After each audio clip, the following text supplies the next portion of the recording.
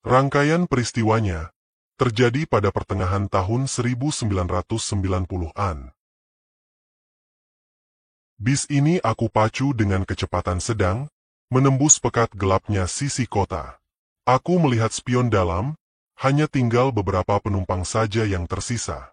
Sementara Yanto masih dalam posisi yang sama dari beberapa saat lalu, berdiri diam di samping pintu keluar bagian depan. Lampu di dalam bis kami biarkan dalam keadaan mati. Memang biasanya seperti ini, keadaan menjadi gelap, hanya kilatan cahaya dari luar yang membantu penerangan. Jalur lintas Sumatera ini menjadi jalur yang sudah kami arungi selama nyaris 5 tahun terakhir. Tapi walaupun begitu aku tetap saja merasakan sedikit was-was setiap kali melintasi banyak bagiannya. Memang, beberapa kota besar maupun kecil kami lewati dalam perjalanan, namun hutan lebat belantara menjadi porsi pemandangan lebih banyak, dengan kondisi jalan berkelok menanjak dan menurun membelah lembah perbukitan. Tombol klakson aku tekan sebanyak 3 kali. Ketika beberapa belas meter di depan terlihat jembatan yang berdiri kokoh di atas sungai yang besar. Kenapa harus begitu? Kenapa harus menekan klakson ketika akan melintasi jembatan? Sebagai supir bis malam, itu sudah jadi suatu hal yang harus kami lakukan. Artinya kami mengucap, permisi. Permisi kepada siapa?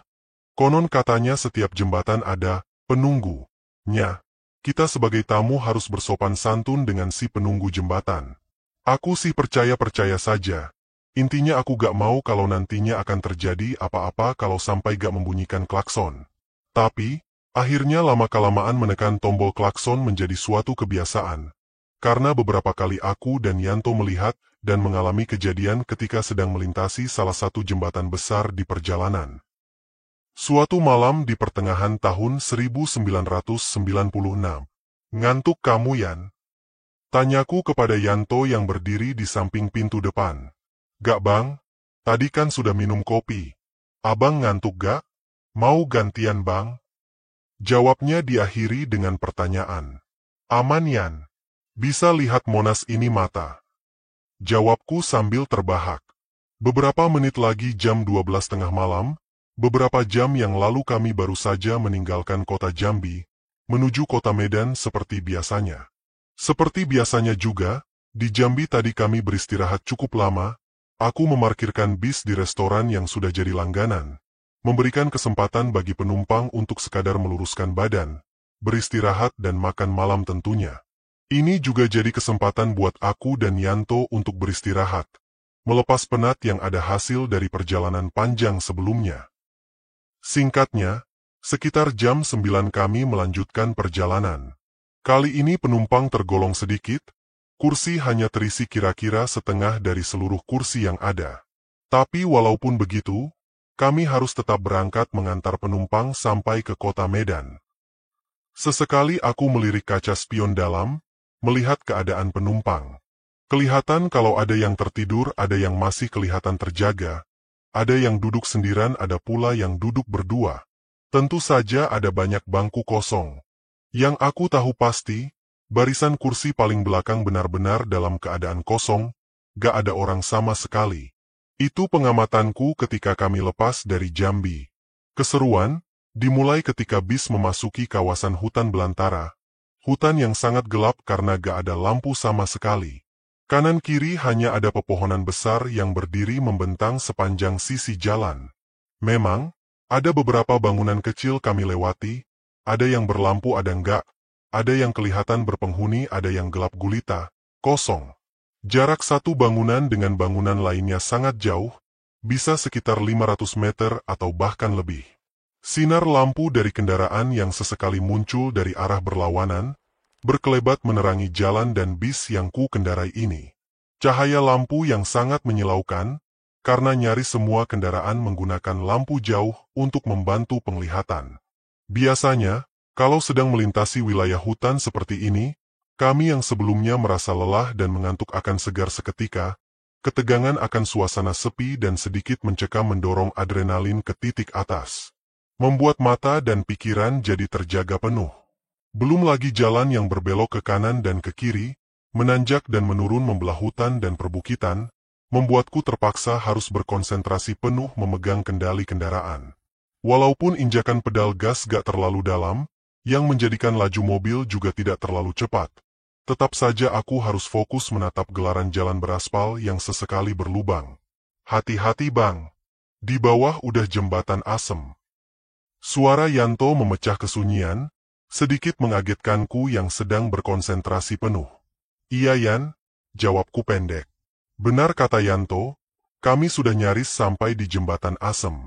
Satu jembatan besar berkonstruksi besi dan beton, salah satu jembatan tua yang melintas di atas sungai besar. Kami menyebutnya jembatan asem karena ada satu pohon asem besar dan rindang yang berdiri kokoh di ujungnya. Pohon ini jadi seperti batas wilayah jembatan pada salah satu sisinya. Jalan menuju jembatan asem ini juga cukup menyeramkan. Sekitar 500 meter sebelumnya kami akan tiba di tempat seperti dataran tinggi.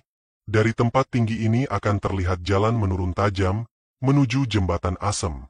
Sebelum sampai jembatan, jalanan menukik menurun tajam sepanjang kira-kira 500 meter, berbelok 2-3 kali ke kanan dan ke kiri, baru kemudian sampai di jembatan asem.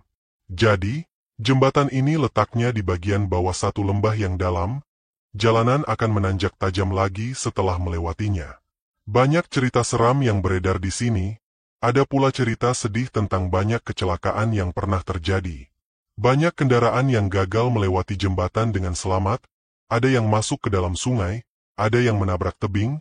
Beberapa di antara kecelakaan itu katanya disebabkan rem kendaraan yang gak bekerja dengan semestinya. Banyak juga kecelakaan yang gak memiliki sebab jelas. Begitulah. Dalam keremangan cahaya, aku berkonsentrasi penuh untuk menuruni jalan menurun menukik tajam. Di kanan kiri banyak pohon besar dan rindang, berdiri kokoh menakutkan. Seperti hendak berbicara dalam diam, sungguh seram. Tanpa menyentuh pedal gas, aku mengendalikan kecepatan bis hanya dengan menahan pedal rem, membiarkan roda-rodanya berputar mengikuti gravitasi yang terus menarik ke bawah. Aku memutar roda kemudi ke kanan dan ke kiri, mengikuti kelokan jalan, menuntun kami untuk terus turun. Akhirnya, jembatan asem sudah kelihatan, hanya tinggal beberapa belas meter di hadapan, kami dapat melihat fisiknya tersiram cahaya lampu dari bis besar yang kami tumpangi, kendaraan satu-satunya yang melintas lembah yang menakutkan ini. Hati-hati bang. Ucap Yanto pelan, wajahnya kelihatan tegang memperhatikan jalan, berdiri menatap kaca depan. Aku diam, hening tanpa suara, terus fokus memperhatikan jalan. Aneh, padahal ini bukan yang pertama kali, sudah beberapa kali aku lewat wilayah ini. Tapi entah kenapa perasaanku gak enak. Malam ini hawanya beda dari biasanya. Ada apa? Entahlah.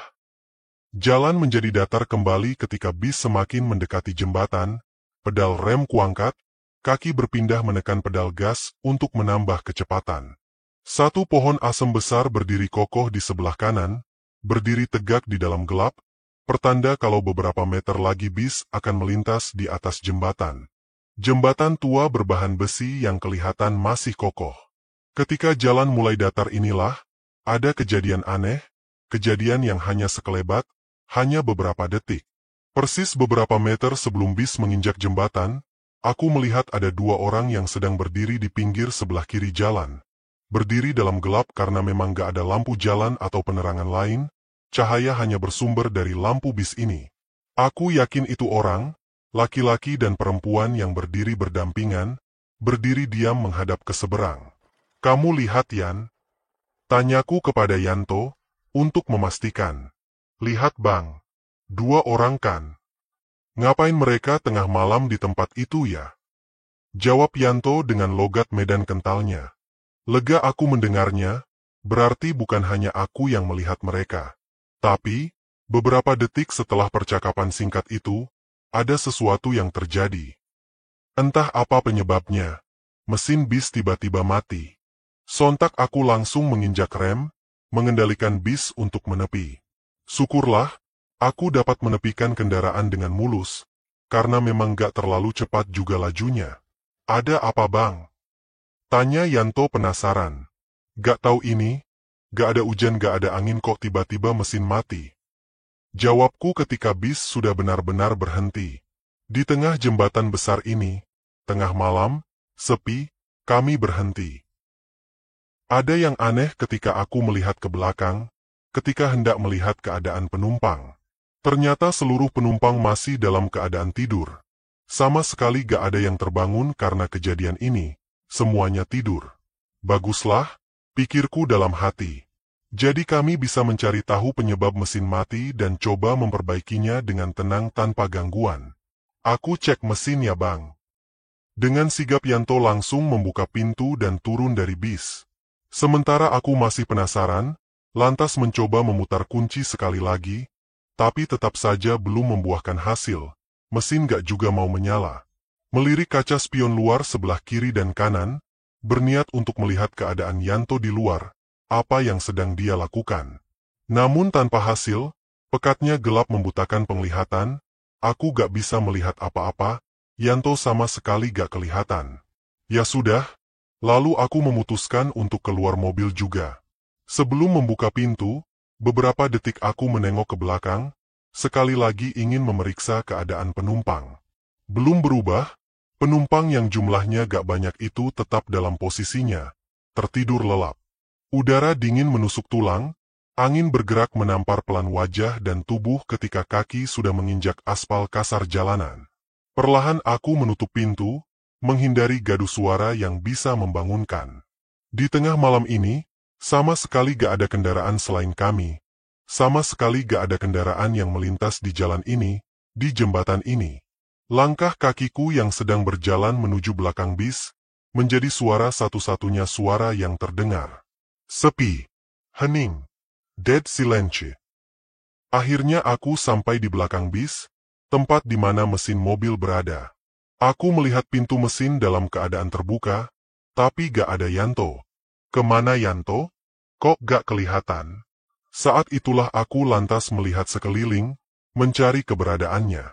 Gak lama, terlihat ada kilatan lampu senter beberapa puluh meter di belakang bis. Aku yakin kalau yang memegang lampu senter adalah Yanto, karena gak ada siapa-siapa lagi. Benar, itu Yanto. Walaupun dalam posisi membelakangi, aku bisa mengenali dari postur dan cara berjalannya. Ya Aan, mau kemana kamu? Setengah berteriak aku memanggilnya.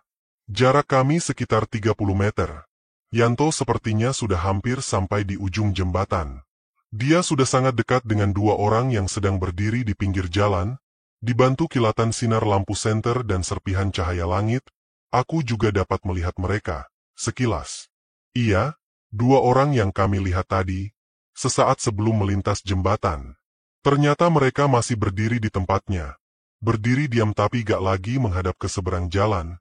Kali ini mereka menghadap Yanto, menghadap kami. Mendengar teriakanku, Yanto menghentikan langkahnya. Jemput penumpang, Bang. Begitu jawabnya, setengah berteriak juga. Saat itulah tiba-tiba perasaanku jadi gak enak. Di tengah hutan, gak ada rumah apalagi perkampungan. Tengah malam, kok bisa ada orang yang berdiri di pinggir jalan? Perasaanku sangat gak enak. Bergegas aku berlari kecil mendekat ke tempat Yanto berdiri. Sudah tuh, gak usah dekati mereka. Ayo kembali ke bis aja. Kita coba memperbaiki mesinnya. Ucapku ketika sudah berada di hadapan Yanto. Iya bang. Jawab Yanto pelan, sepertinya dia mengerti gelagatku. Lalu kami berjalan menuju bis. Sesampainya di belakang bis, Yanto mulai coba memeriksa mesin, mencari tahu penyebab kenapa tiba-tiba mogok. Sementara aku memegang lampu senter, mengarahkan cahayanya ke mana Yanto mau. Sekitar 10 menit sudah berlalu. Kayaknya gak ada yang rusak bang. Semuanya bagus. Kenapa ya? Begitu kata Yanto dengan mimik kebingungan. Aku coba menyalakan lagi saja ya. Siapa tahu sudah bisa. Aku bilang begitu. Yanto mengangguk setuju. Tapi sebelum melangkahkan kaki ke depan, ke ruang kemudi, rasa penasaran memaksaku untuk mengarahkan lampu senter ke tempat di mana dua orang misterius tadi berada. Dua orang yang tadinya akan dijemput oleh Yanto, dua orang yang berdiri di ujung jembatan. Memicingkan mata untuk memperjelas penglihatan menembus gelap. Kami melihat kalau ternyata mereka sudah gak ada di tempatnya lagi. Menghilang. Aku dan Yanto saling berpandangan, Tanpa bicara tapi kami tahu apa yang ada di dalam benak masing-masing. Kamu tunggu sini, aku ke depan menyalakan mesin.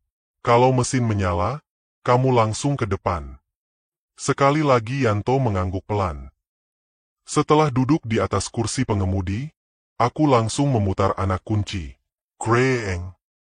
Mesin hidup tanpa kendala, menyala normal seperti sedia kala. Senang dan lega hati ini. Gak lama kemudian, Yanto masuk ke dalam bis. Segeralah aku menginjak pedal gas menjalankan kendaraan, melintasi jembatan, melewati dan meninggalkannya tanpa halangan. Setelah jembatan, jalanan kembali menanjak agak tinggi, menikung cukup tajam ke kanan dan ke kiri, gelap masih menyelimuti. Aku dan Yanto masih diam tanpa kata, memiliki kecemasan yang sama, selama masih berada di tempat yang sunyi dan menyeramkan ini. Aneh, aku melihat seluruh penumpang masih dalam keadaan tertidur lelap. Kok bisa? Entahlah. Sekitar 10 menit menjauh dari jembatan, barulah terlihat 1-2 mobil yang datang melintas dari arah berlawanan. Setelah sebelumnya sama sekali gak ada kendaraan selain kami. Sinar lampu dari kendaraan yang datang dari arah berlawanan ini, memberikan efek cahaya yang sekelebat menerangi isi dalam bis kami. Di saat inilah, beberapa kali aku perhatikan Yanto menoleh ke arah bagian belakang bis, ke arah kursi paling belakang. Setelah menoleh dan kembali melihat ke depan, wajahnya langsung kelihatan cemas, gusar, ketakutan. Ada apa, tuh? Tanyaku penasaran. Ada penumpang baru di belakang, Bang? Setengah berbisik Yanto mengucap kalimat itu. Penumpang baru? Kapan naiknya? Lantas aku coba melihat ke belakang, melihat melalui spion dalam. Gelap, aku sama sekali gak bisa melihat apa-apa. Coba nyalakan lampu belakang, tuh. Rasa penasaran yang membuatku memunculkan ide itu. Yakin, Bang? Tanya Yanto masih dengan suara setengah berbisik. Iya, jawabku. Tangan kanan Yanto menuju tombol lampu kabin bagian belakang, coba memberikan penerangan agar aku dapat melihat situasi. Akhirnya lampu menyala, walaupun redup. Sambil terus fokus mengendalikan bis dan tetap melihat ke depan. Beberapa detik aku melirik ke spion dalam, coba melihat ke kursi belakang. Lalu aku menahan nafas, kaget. Ternyata memang ada 2 orang penumpang baru, laki-laki dan perempuan, duduk berdampingan di deretan kursi paling belakang. Deretan kursi yang aku yakin sepanjang perjalanan sebelum jembatan, dalam keadaan kosong. Aku sangat yakin. 2 orang, penumpang baru, itu duduk tegak menghadap depan. Matanya terbuka, gak dalam keadaan tidur seperti penumpang lainnya. Dari penampilannya, mereka sangat mirip dengan 2 orang yang kami lihat berdiri di pinggir jalan sebelum jembatan tadi, amat sangat mirip. Jantungku berdegup kencang, menyadari kalau mereka bukan penumpang biasa. Matikan lampunya, tuh. Ucapku palan. Kemudian Yanto menekan tombolnya, kemudian keadaan kembali seperti semula, gelap gulita. Di sisa perjalanan, kami gak berbicara satu sama lain, tertelan keheningan mencekam. Aku juga gak berani melirik kaca spion. 30 menit kemudian, di kanan kiri jalan sudah kelihatan beberapa rumah penduduk. Sepertinya sebentar lagi kami akan memasuki kota kecil. Pak, kalau ada pom bensin berhenti dulu sebentar ya. Saya harus ke toilet. Suara dari seorang penumpang di belakang memecah kesunyian. Iya Pak, jawabku kemudian. Kebetulan juga, aku sudah hafal sekali kalau kira-kira beberapa kilometer di depan memang ada pom bensin. Rencananya kami akan sekalian mengisi bahan bakar di sana. Singkatnya, akhirnya kami sampai di pom bensin. Setelah bis sudah terparkir, beberapa penumpang langsung bangun dari tidurnya dan turun dari bis. Yanto menyalakan seluruh lampu dalam, kabin menjadi terang. Refleks, kami langsung melihat ke arah kursi belakang. Ternyata penumpang baru itu sudah gak ada di tempatnya lagi, menghilang. Selanjutnya cerita horor kedua di Jalan Lintas Sumatera. Andre dan Rizka, suami istri yang tahun 2014 melakukan perjalanan malam dari Jakarta ke Bandar Lampung. Dalam prosesnya, mereka mengalami kejadian aneh di luar nalar. Rizka dan Andre adalah pasangan suami istri. Pada tahun 2014 ketika peristiwa ini terjadi mereka masih berstatus pengantin baru. Beberapa bulan sebelumnya baru saja melangsungkan pernikahan. Pasangan yang cukup bahagia, menjalani kehidupan rumah tangga layaknya pasangan muda pada umumnya. Mereka tinggal dan bekerja di Jakarta, orang tua Andre tinggal di Lampung, sedangkan Rizka orang tuanya tinggal di Jogja. Di sekitaran tahun 2014 mereka melakukan perjalanan ke rumah orang tua Andre di kota Bandar Lampung. Ayah Andre mendapatkan serangan jantung dan dilarikan ke rumah sakit, membuat mereka harus berangkat hari itu juga. Pokoknya paling lambat jam 8 kita jalannya, kamu jangan pulang malam-malam. Begitu kata Rizka di ujung sambungan telepon. Iya sayang, ini aku udah di jalan, jawab Andre menenangkan istrinya. Rizka punya alasan untuk bawel, ada ketakutan dalam dirinya ketika harus melakukan perjalanan tengah malam menuju rumah mertuanya. Jalan menuju kota Bandar Lampung yang termasuk dalam jalur lintas Sumatera, masih tergolong sepi dan menyeramkan. Kalau gak terpaksa, dia gak akan mau jalan malam, lebih baik berangkat pagi harinya. Tapi ini darurat, malam itu juga mereka harus berangkat. Jam 6 kurang Rizka sudah berada di rumah, memaksa pulang cepat dari kantornya. Dengan gelisah dia menunggu Andre di ruang tamu, beberapa kali mendekat ke jendela ketika mendengar suara mesin kendaraan, walau ternyata akhirnya kecewa karena bukan suaminya. Sampai akhirnya, sekitar 7 lewat, Andre tiba di rumah, alangkah lega hati Rizka. Aku mandi dulu, habis Isya kita jalan ya sayang. Begitu kata Andre dengan senyumnya, menenangkan Rizka ketika dia sudah masuk ke rumah. Singkatnya, selepas waktu Isya mereka akhirnya benar-benar berangkat, menuju Bandar Lampung di Pulau Sumatera. Mobil yang mereka tumpangi lantas menyusuri jalan tol panjang menuju Pelabuhan Merak di ujung barat Pulau Jawa. Dari Merak, mereka lanjut menyeberang Selat Sunda menggunakan kapal feri. Setelah kira-kira 2 jam terombang-ambing di tengah lautan, sekitar jam 12 kapal laut yang mereka tumpangi bersandar juga di Pelabuhan Bakauheni dengan selamat. Disinilah bagian perjalanan yang sungguh sangat Rizka risaukan, di samping banyak bis malam lintas Sumatera yang biasanya ngebut gak kira-kira. Suasana jalan antara Bakauheni Bandar Lampung masih tergolong sepi dan menyeramkan. Tenang, aku kan sudah ratusan kali melintas di jalan ini, insya Allah gak akan ada apa-apa. Kalau mau, kamu tidur aja di sana di belakang. Andre berusaha menenangkan istrinya yang mulai kelihatan sangat khawatir. Pokoknya mas hati-hati, gak boleh ngantuk, pelan-pelan saja mas. Begitu kata Rizka. Karena banyaknya pekerjaan yang dilakukan di kantor, sebenarnya saat itu mereka sudah merasa lelah dan mengantuk. Apalagi Rizka, karena paling lambat biasanya jam 10 dia sudah terlelap di alam mimpi. Begitu juga dengan Andre. Sebenarnya sudah lelah dan mengantuk, tapi dia harus terus mengemudi kira-kira 2-3 jam lagi untuk sampai tujuan. Aku mau mampir ke Indomaret dulu sebentar ya, mau beli kopi dan rokok. Begitu ucap Andre kepada istrinya ketika kendaraan yang mereka tumpangi baru saja melewati pintu gerbang Pelabuhan Bakauheni. Pintu gerbang pelabuhan inilah yang bisa dikatakan sebagai tanda kalau mereka sudah masuk ke salah satu bagian dari jalan di lintas Sumatera. Jalur yang punya banyak kisah dan cerita seramnya.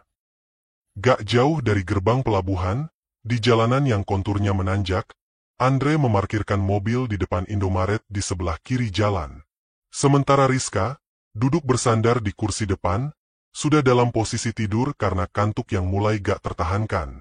Sebentar ya sayang, kamu tunggu sini aja, kunci aku tinggal. Begitu kata Andre. Iya mas, jawab Rizka pendek. Gak lama, setelah selesai, Andre kembali dan masuk ke dalam mobil. Lalu mendapatkan kalau Rizka gak ada di tempat duduknya, yang ternyata sudah pindah ke kursi belakang. Aku tidur di belakang ya mas, kamu hati-hati, jangan ngebut, jangan ngantuk. Begitu kata Rizka. Iya, kamu tidurlah di belakang, 2 jam lagi kita sampai. Jadi begitu, di sisa perjalanan Rizka tidur di belakang, meninggalkan Andre mengemudi sendirian membelah gelap dan pekatnya malam. Jalanan sudah sangat sepi, Andre hanya melihat 1 atau 2 bis malam dan sesekali kendaraan pribadi yang datang dari arah berlawanan. Lampu penerangan jalan masih sangat jarang, nyaris gak ada malah, hanya ada di beberapa persimpangan besar saja, selebihnya gelap. Dan juga, wilayah yang letaknya kira-kira 30 menit selepas pelabuhan Bakauheni, sungguh merupakan wilayah yang cukup menyeramkan.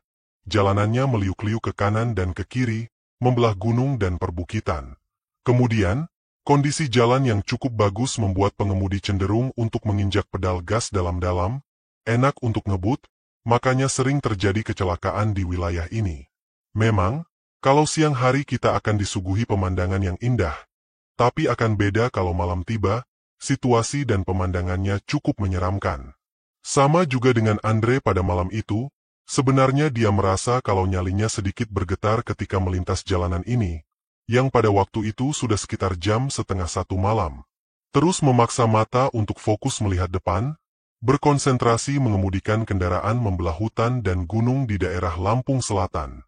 Beberapa saat kemudian gerimis hujan tiba-tiba turun, semakin menambah syahdu suasana. Beberapa kali Andre mengusap wajah dengan tangan, itu salah satu cara dia untuk mengusir kantuk. Air hujan benar-benar membuat jarak pandang semakin pendek, hal inilah yang membuat Andre terpaksa mengemudikan kendaraan jadi gak terlalu cepat. Sampai akhirnya, ketika sudah hampir jam 1 tengah malam, mereka sampai di batas kota Kalianda.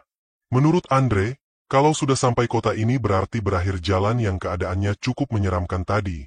Selebihnya kondisi jalan jarang ada yang meliuk-liuk dan tikungan tajam. Namun memang tetap saja sepi, karena sudah tengah malam. Mas, aku pingin pipis. Kalau ada pom bensin berhenti dulu ya. Sudah gak tahan ini. Suara Rizka mengagetkan Andre, membuyarkan lamunannya. Iya sayang, nanti aku mampir kalau ada pom bensin ya. Cukup lega Andre mendengar permintaan dari istrinya, karena sebenarnya dia juga ingin beristirahat sejenak. Gak lama kemudian, beberapa belas menit dari Kalianda, di kejauhan Andre melihat lampu menyala dengan gambar khas lambang Pertamina, pertanda kalau itu adalah pom bensin. Kemudian Andre bersiap-siap untuk menepi dan memasukinya. Benar dugaannya, itu adalah pom bensin yang cukup luas dan bersih. Pom ini juga sudah sangat sepi, hanya beberapa kendaraan kecil saja yang terlihat mengisi bahan bakar. Di dalam, Andre mengarahkan kendaraan ke tempat paling pojok, dekat dengan pintu keluar, tempat di mana toilet berada. Tempat di mana toilet berada ini keadaannya sangat gelap, ditambah hujan yang terus saja turun, membuatnya semakin gelap gulita. Sayang, bangun, udah di pom bensin nih, ucap Andre membangunkan sang istri. Di sebelah mana toiletnya mas? Sambil mengucek-ngucek mata, Rizka melihat sekeliling. Tuh pintunya, dekatkan. Jawab Andre sambil menunjuk ke toilet yang letaknya ada di belakang kendaraan mereka. Perlu aku antar gak? Tanya Andre. Gak perlu mas, kamu tunggu di mobil aja. Begitu jawab Rizka, kemudian dia keluar dari mobil dan berlari menembus hujan menuju toilet. Sementara Andre tetap menunggu di dalam mobil. Andre tahu kebiasaan istrinya, walaupun hanya buang air kecil, biasanya Rizka cukup lama melakukannya. Karena itulah, ketika sudah 5 menit Rizka belum kembali juga, rasa kantuk tiba-tiba datang menyerang Andre, hingga akhirnya gak tahan lagi, lalu dia ketiduran. Brak! Suara bantingan pintu belakang mobilnya yang tertutup mengagetkan Andre. Dia langsung bangun dari tidurnya. Sudah selesai sayang, maaf aku ketiduran. Begitu ucap Andre. Iya, jawab Rizka pendek. Sebelum menjalankan mobilnya, sekilas Andre melirik ke kursi belakang, dia melihat istrinya sudah dalam posisi seperti semula, merebahkan badan dalam posisi tidur. Hujan masih terus saja turun ketika Andre mulai menjalankan mobil melanjutkan perjalanan, meninggalkan pom bensin. Sudah jam 1 malam, 1 jam lagi sampai nih. Begitu ucap Andre dalam hati. Keadaan sangat sepi, sengaja Andre gak memutar musik sama sekali. Dia gak mau tidur istrinya jadi terganggu. Senyapnya sangat dalam, hanya suara rintik hujan dan deru mesin mobil yang terdengar. Di saat inilah Andre mulai merasakan ada sedikit keanehan. Ada yang aneh, indera penciuman Andre menangkap wangi yang sungguh beda. Ada wangi aneh yang tercium, dan dia sangat yakin kalau itu bukan parfum yang biasa dipakai oleh Rizka. Sebenarnya Andre sangat penasaran, ingin sekali menanyakan hal ini kepada Rizka, tapi dia mengurungkan niat, gak mau mengganggu istrinya yang masih kelihatan tertidur sangat lelap di kursi belakang. Beberapa kali juga dia melirik kaca spion untuk mengetahui situasi di belakang, masih belum kelihatan kalau Rizka sudah bangun dari tidurnya. Ah, mungkin ini wangi sabun baru yang dipakai Rizka di toilet tadi untuk bebersih. Begitu pikir Andre kemudian, menenangkan hatinya, mencoba menutupi perasaan yang sebenarnya mulai merasa gak enak. Wangi ini semakin menyengat, semakin mengganggu, semakin membuat penasaran. Perasaan Andre semakin gak enak, ini benar ada yang aneh, dia yakin itu. Hal inilah yang akhirnya membuatnya berniat untuk membangunkan Rizka aja, gak peduli walau Rizka akan ngambek nantinya. Andre mulai cemas, wangi aneh ini sudah sangat mengganggu. Semakin bulat tekadnya untuk membangunkan Rizka. Tapi, sebelum Andre membangunkan sang istri, tiba-tiba ada sesuatu yang mengalihkan perhatiannya. Tiba-tiba ponsel Andre berbunyi. Di layarnya muncul nomor gak dikenal. Siapa nelpon malam-malam? Mana nomornya gak dikenal pula?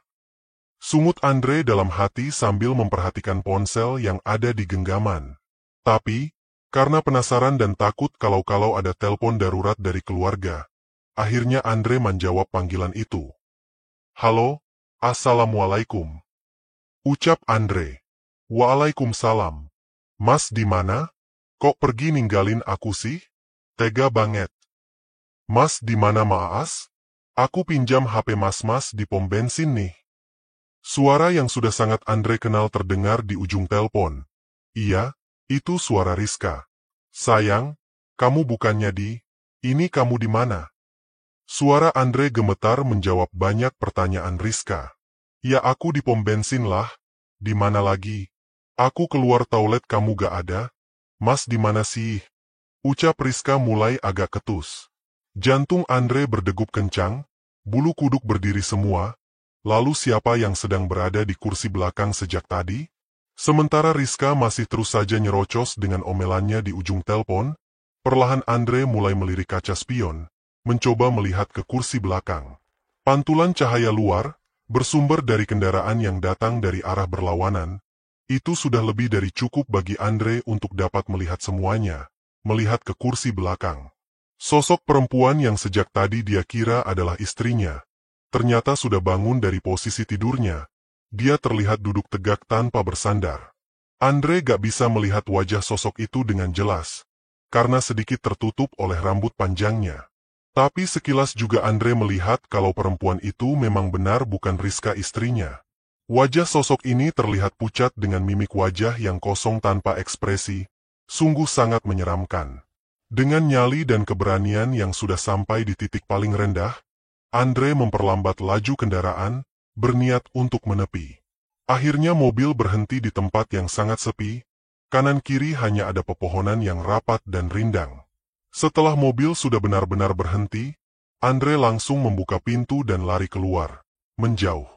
Ketika sudah berada sekitar 5 meter dari mobil, Andre berhenti dan berbalik untuk memperhatikan mobilnya, karena dia mendengar ada suara pintu yang terbuka.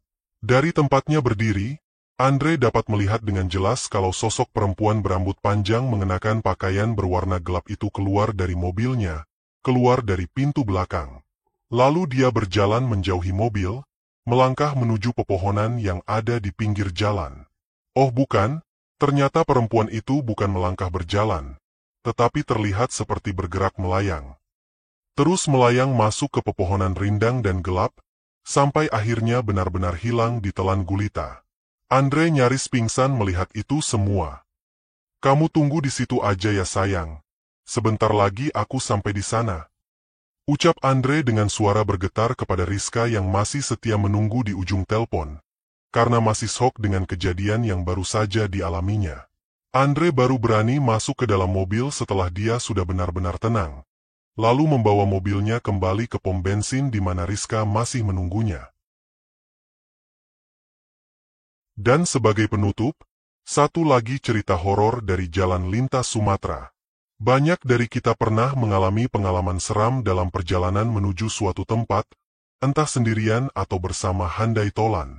Seperti kali ini, ada teman yang ingin menceritakan pengalaman ketika dalam perjalanan lintas timur Sumatera. Pertengahan 2017, Bertha, seorang mahasiswi angkatan 2015 yang berkuliah di Universitas Sriwijaya Palembang, bersama dua temannya berencana untuk melakukan perjalanan darat menuju Jambi. Ada keperluan apa mereka ke Jambi? Ayah dari salah satu teman dekatnya, Dewi, meninggal dunia. Mereka berniat untuk melayat ke rumah duka, di kota Jambi itulah tempatnya. Kamu nanti jemput aku ya, pokoknya jam 5 nanti kita harus sudah jalan, biar gak terlalu tengah malam sampainya. Ucap Bertha kepada Randy, teman sekelas yang kebetulan memiliki mobil. Iya. Jawab Randy pendek dengan mata yang masih terus memperhatikan layar ponselnya. Ayu juga nanti sudah menunggu di kos aku, jadi kamu gak perlu repot jemput dia. Kamu dengar gak sih Ren? Iya aku dengar. Padahal, teman-teman sekelas yang lain sudah berangkat duluan dari jam 3. Mereka bertiga baru bisa jalan jam 5 karena Bertha dan Ayu masih ada kuliah tambahan yang baru selesai pada jam 3 sore. Karena itulah akhirnya mereka memutuskan untuk berangkat belakangan, berangkat menggunakan kendaraan milik Randy. Perjalanan dari Palembang menuju Jambi kira-kira 8 jam, belum ada jalan tol yang menghubungkan, jadi memang harus melalui jalan lintas timur Sumatera. Menurut perhitungan, mereka akan sampai Jambi kira-kira jam 1 lewat tengah malam. Jalan lintas timur ini membentang panjang, kondisi jalan sudah cukup bagus dan lebar. Tetapi masih banyak titik daerah yang sepi dan jarang keramaian, banyak wilayah masih hutan lebat dan pepohonan karet maupun sawit. Jalur yang cukup menantang. Gak seram apa perjalanan kita nanti Ayu masih menggendong tasnya ketika menanyakan perihal keberangkatan mereka kepada Bertha. Gak lah, Randy sudah beberapa kali melewati jalur yang sama. Lagi pula kita harus berangkat sekarang, supaya besok pagi bisa ikut proses pemakaman. Dewi bilang sebelum almarhum dikuburkan, mereka harus menunggu kakaknya yang kerja di Makassar untuk pulang. Setelah pemakaman selesai kita bisa langsung pulang. Semoga bisa terkejar kuliah jam 3 sore besok ya. Panjang lebar Bertha menjelaskan, sambil menunggu Randy datang ke tempat kosnya, di daerah Indralaya. Pokoknya nanti dalam perjalanan aku akan tidur. Jangan diganggu. Lebih baik tidur daripada ketakutan melihat situasi perjalanan. Begitu kata Ayu. Gak lama, Randy menepati janjinya, datang menjemput tepat jam 5 sore. Singkatnya, setelah semuanya siap kemudian mereka berangkat, melakukan perjalanan darat menuju Jambi, menyusuri jalan lintas timur Sumatera. Nanti kalau ada rumah makan kita mampir sebentar ya, aku lapar ini. Ucap Randy di belakang kemudi. Ayu dan Bertha menyetujuinya, karena sebenarnya mereka juga lapar. Nyaris jam 8 malam, dan benar adanya, sepanjang perjalanan jarang menemui kota dengan keramaian, hanya 1-2 kota kecil yang tergolong sepi. Selebihnya adalah gelap hutan rindang menjadi pemandangan di kanan kiri jalan. Ayu adalah seorang yang sangat penakut, dia duduk di belakang, pandangannya selalu menatap ke depan. Sebisa mungkin gak melihat ke kanan atau ke kiri yang memang sungguh sangat gelap. Mau gantian yuk? Kamu mau duduk depan? Tanya Bertha menawarkan. Gak usahlah aku mau tidur juga ini nanti setelah makan nanti. Jawab Ayu menolak. Lepas dari jam 8, Randy akhirnya menepikan kendaraan lalu masuk ke tempat parkir salah satu rumah makan besar. Mereka makan di rumah makan itu, sambil Randy beristirahat sebentar setelah sudah menempuh 3 jam perjalanan. Mau kemana kalian dek? Tanya seorang bapak yang tiba-tiba mendekat ke meja tempat mereka sedang menikmati makanan. Jambi pak, jawab Randy sambil tersenyum. Oh gitu, saran saya kalian besok saja meneruskan perjalanan. Karena nanti kira-kira 3 jam lagi dari sini, kalian akan menemui daerah yang jalanannya rusak parah. Jalur dialihkan ke jalan kampung di sisi jalan utama. Jalan kampung itu sangat sepi, apalagi malam-malam begini. Panjang lebar bapak itu memberi informasi, yang menurut Randy, Bertha, dan Ayu merupakan informasi kurang bagus. Terima kasih, Pak. Kami akan terus jalan aja. Ucap Randy lagi. Oh ya sudah kalau begitu, saya hanya kasih info saja, karena kami tadi lewat daerah jalan jelek itu. Yang penting kalian hati-hati. Sambung bapak itu lagi sambil berlalu meninggalkan mereka.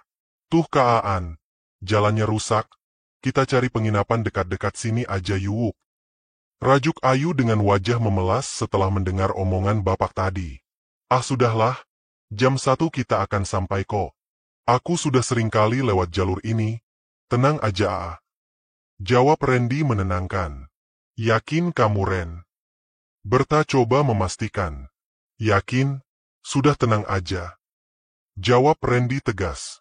Setelah selesai makan, mereka segera meninggalkan rumah makan untuk melanjutkan perjalanan. Kabut tipis turun perlahan menyelimuti rentang jalan pada satu titik jalan lintas Sumatera ini, gelap jadi semakin tebal karenanya. Percakapan di antara tiga sahabat ini menjadi semakin jarang. Sangat beda situasinya dengan beberapa jam sebelumnya, yang dipenuhi obrolan canda dan tawa, kali ini lebih banyak diam sambil terus memperhatikan jalan dan keadaan. Kamu gak ngantuk kan Ren? Tanya Ayu kepada Randy dari kursi belakang, dengan posisi duduk tanpa bersandar, kepalanya berada di antara tempat duduk Randy dan Bertha. Ayu sudah mulai ketakutan dan cemas sejak tadi, tergambar dari wajahnya yang kelihatan was-was dan gak nyaman. Sementara Bertha terus menatap ke jalan, sambil sesekali membantu Randy memberi petunjuk navigasi. Pepohonan besar di kanan kiri berdiri angkuh dan menyeramkan, beberapa di antaranya hanya berbentuk siluet hitam ketika sama sekali gak ada cahaya yang menerpa. Beberapa rumah penduduk sesekali terlihat, itu pun sangat jarang. Kalaupun ada, gak kelihatan ada tanda-tanda kehidupan, mungkin karena penghuninya sudah tidur atau memang rumahnya dalam keadaan kosong, entahlah. Kontur jalan yang menanjak dan menurun, meliuk ke kanan dan ke kiri, menembus hutan gunung dan perbukitan, semakin membuat Randy lebih banyak diam untuk berkonsentrasi. Beberapa kali juga Bertha bilang, hati-hati Ren, memperingatkan Randy dalam mengendalikan kendaraan. Sementara Ayu masih saja terus diam di kursi belakang, niat awalnya untuk tidur menjadi kacau karena kantuk sama sekali gak datang. Gak mau isi bendin dulu Ren, itu kan udah satu strip lagi. Tanya Ayu setelah memperhatikan indikator bahan bakar yang sudah menunjukkan kalau sudah mendekati titik kosong. Kira-kira 30 menit lagi dari sini ada pom bensin. Aku sudah beberapa kali mengisi di situ. Jawab Randy yakin. Ayu dan Bertha hanya bisa pasrah mengikuti omongan Randy. Padahal mereka cukup cemas melihat sisa bensin pada indikatornya tinggal menyisakan 1 bar saja. Sudah nyaris jam 12 malam. Beberapa kali Randy melirik kaca spion mengetahui kalau ternyata Ayu sudah lelap dalam tidurnya. Sedangkan Bertha masih coba bertahan menahan kantuk, dengan terus mengajak Randy bicara, padahal Randy tahu kalau Bertha sudah sangat ingin tidur. Sudahlah Ber, kamu tidurlah sana. Sebentar lagi juga kita ketemu pom bensin. Ucap Randy. Yakin kamu Ren? Udah hampir 2 jam sejak kamu bilang tadi, kita belum juga melihat ada pom bensin. Kecemasan sudah terdengar di ucapan Bertha. Yakin, tadi aku salah perhitungan. Hehe, sudahlah tenang aja. Randy terdengar yakin. Di luar, suasana jalan semakin gelap dan sepi, kendaraan yang mereka tumpangi seperti masuk ke dalam hutan gak berpenghuni. Sama sekali gak ada kendaraan datang dari belakang ataupun yang melintas datang dari arah berlawanan. Sepi. Tapi walaupun begitu, Randy tetap gak berani menekan gas dalam-dalam. Dia hanya mempertahankan kecepatan dengan konstan, gak cepat tapi gak lambat juga. Sampai akhirnya, seperti Ayu, Bertha juga terlelap. Kini tinggal Randy yang terjaga sendirian, mengendalikan kendaraan ke tempat tujuan. Randy sebenarnya sudah sedikit cemas sejak tadi, pom bensin yang dia pikir sudah dekat ternyata gak juga kelihatan. Bahan bakar semakin tiris, entah berapa lama lagi kendaraan ini akan sanggup berjalan. Cemas mulai melanda pikirannya. Sudah lewat dari jam 12:30 malam. Perlahan Randy mengangkat kakinya dari pedal gas, dengan maksud mengurangi kecepatan. Dia melihat sesuatu di kejauhan, kira-kira 200 meter di depan. Setelah jarak semakin dekat akhirnya Randy tahu apakah gerangan yang ada di hadapan. Ternyata jalan ditutup, ada batang pohon yang melintang menghalangi jalan, kendaraan gak mungkin bisa melewatinya. Randy terus mendekat, coba memastikan lagi apa yang dia sedang lihat. Benar, jalan ditutup, gak bisa lewat. Randy menghentikan kendaraan, memperhatikan sekitar. Aduh, ternyata benar apa kata bapak tadi, jalan ditutup. Lalu gimana ini? Masa balik lagi?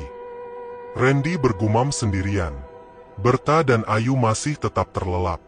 Beberapa menit lamanya Randy berdiam diri di tempat itu, memikirkan sejenak apa yang seharusnya dilakukan. Tok tok tok. Tiba-tiba terdengar ketukan di kaca di sebelah kanan Randy. Tentu saja dia terkejut. Langsung menoleh ke sumber suara, Randy mencari tahu siapa yang baru saja mengetuk kaca pintunya. Ternyata ada seseorang yang berdiri di luar, berdiri diam memperhatikan. Gak jelas, Randy gak bisa melihat dengan jelas wajah orang itu. Hanya seperti bayangan hitam karena sama sekali gak ada cahaya. Masih terkaget-kaget, Randy memberanikan diri membuka jendela mobilnya. Setelah itu dia baru bisa melihat agak jelas, ada seorang bapak yang menggunakan pakaian hitam-hitam dengan caping di kepalanya.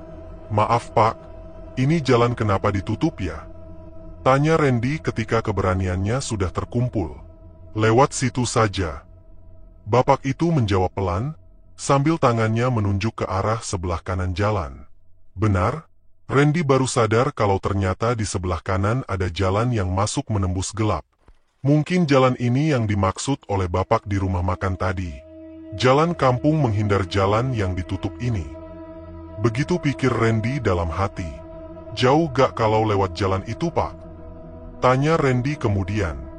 Bapak bercaping itu gak menjawab, dia hanya menggelengkan kepalanya. Baiklah, daripada balik lagi, Randy akhirnya mengikuti saran orang misterius itu. Belok ke kanan, masuk ke jalan kampung. "Terima kasih Pak," ucap Randy, lalu menjalankan kendaraan berbelok ke jalan yang ada di sebelah kanan. Dari kaca spion, Randy melihat siluet sosok misterius itu masih berdiri diam memperhatikan, sampai akhirnya hilang di telan gelap. "Siapa sih bapak itu? Serem kali," gumam Randy pelan. Randy terus menjalankan kendaraan dengan pelan, menembus jalan yang sama sekali belum pernah dia lalui, jalanan gelap yang pada kanan kirinya hanya hutan dan pekat seram.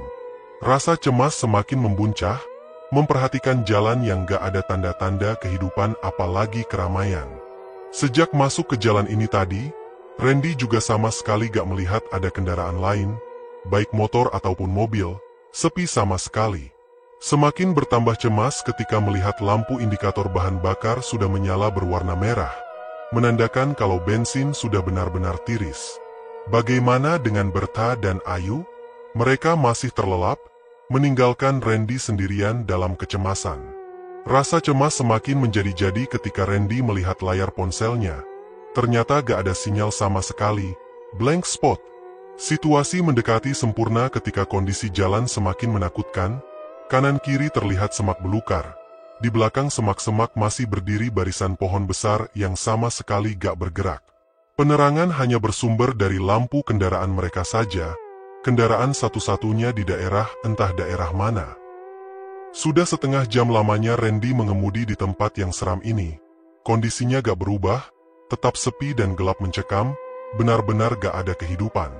Semakin pelan Randy menjalankan kendaraan, untuk menghindari kehabisan bahan bakar, sambil terus berdoa supaya segera bertemu lagi dengan jalan utama. Randy gak lagi memperhatikan Berta dan Ayu, dia terus fokus memperhatikan jalan. Lagi pula dua sahabatnya itu sama sekali gak bersuara, berarti masih terlelap. Detik berjalan lambat untuk kemudian berganti menit, waktu masih berputar dengan semestinya namun bergerak sangat perlahan di dalam ketakutan yang mulai memuncak. Napas Randy tertahan, detak jantung berhenti sejenak, ketika tiba-tiba lampu mobilnya meredup. Tanda-tanda. Beberapa saat kemudian mesin mobil mulai batuk, antara hidup dan mati. Yang sangat ditakutkan terjadi, mesin mobil mati total, kehabisan bahan bakar.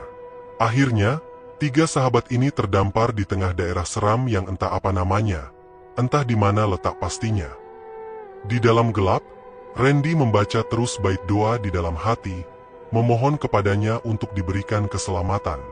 Gak ada yang bisa dilakukan, keluar dari kendaraan bukan pilihan, karena sama sekali gak tahu arah tujuan. Berdiam diri di dalam kendaraan menjadi opsi satu-satunya. Kemudian Randy membuka sedikit jendela di sebelahnya, membiarkan angin dingin masuk karena di dalam sudah mulai pengap. Suara hutan jadi terdengar karenanya, binatang malam bersahutan mengiringi situasi yang terus konstan di taraf kengerian. Baru saja Randy menyalakan layar ponselnya, masih saja gak ada sinyal. Tapi dari situ Randy jadi tahu kalau jam sudah menunjukkan hampir pukul 1 tengah malam.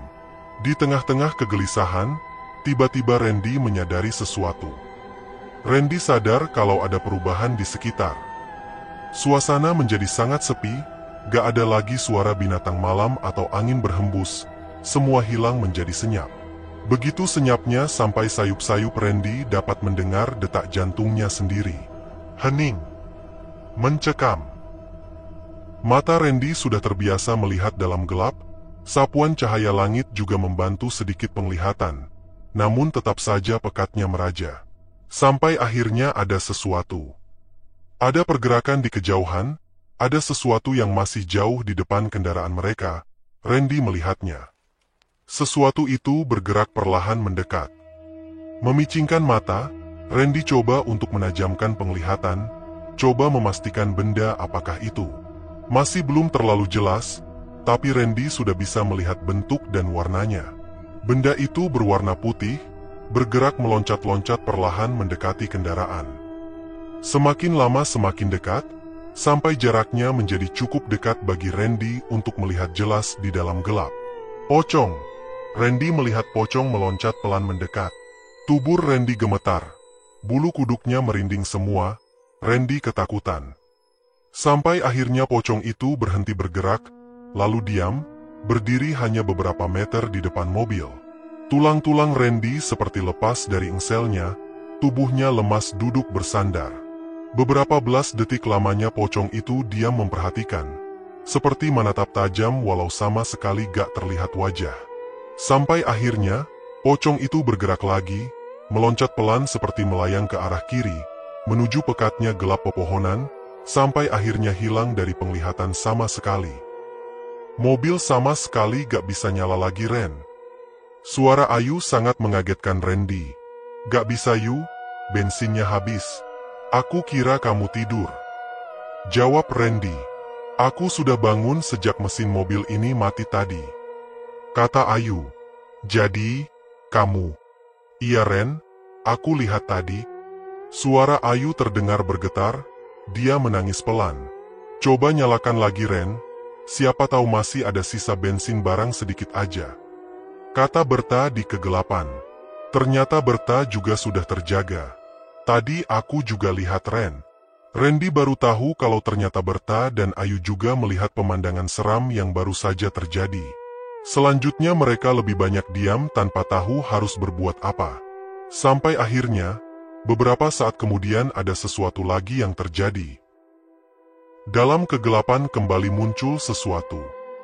Dimulai dengan Ayu yang berbisik pelan, ada yang sedang berdiri memperhatikan, di sebelah kanan. Begitu kata Ayu sambil menangis. Perlahan Randy dan Ayu menoleh ke tempat yang Ayu maksud. Iya, kalau benar diperhatikan, beberapa meter di sebelah kanan, ada sosok yang berdiri diam seperti memperhatikan. Sosok laki-laki mengenakan pakaian hitam-hitam dengan kedua tangan berada di belakang tubuhnya. Sosok itu hanya berdiri diam, dan benar kata Ayu, seperti memperhatikan. Sampai akhirnya, dalam ketakutan yang teramat sangat Berta membisikkan sesuatu kepada Randy. Randy, cepat coba nyalakan mobil sekali lagi. Cepat Ren, bapak itu gak ada kepalanya. Begitu Berta bilang. Randy yang sebelumnya sudah mengalihkan pandangan ke depan, menjadi penasaran, lalu sekali lagi dia menoleh ke tempat di mana laki-laki itu berada. Benar kata Berta, laki-laki itu berdiri tanpa kepala. Gak ada kepalanya ucap Ayu pelan sambil menangis di kursi belakang. Lalu perlahan Randy mulai memutar kunci kontak. Ajaib. Mesin mobil menyala, kemudian Randy langsung menginjak pedal gas lalu meninggalkan tempat itu. Mereka gak berani lagi melihat ke belakang. Keajaiban terjadi sekitar 30 menit ke depan. Mobil masih bisa berjalan dengan bensin yang mereka pikir sudah kosong. Sampai kemudian entah bagaimana caranya, tiba-tiba mereka kembali menemukan jalan utama, jalan lintas Sumatera. Gak lama dari situ, akhirnya mereka menemukan pom bensin yang sudah sangat ditunggu-tunggu sejak beberapa jam yang lalu. Lebih banyak diam, mereka terus melanjutkan perjalanan ke tujuan, kota Jambi. Sungguh pengalaman yang gak akan mereka lupakan selama hidup di jalan lintas Sumatera.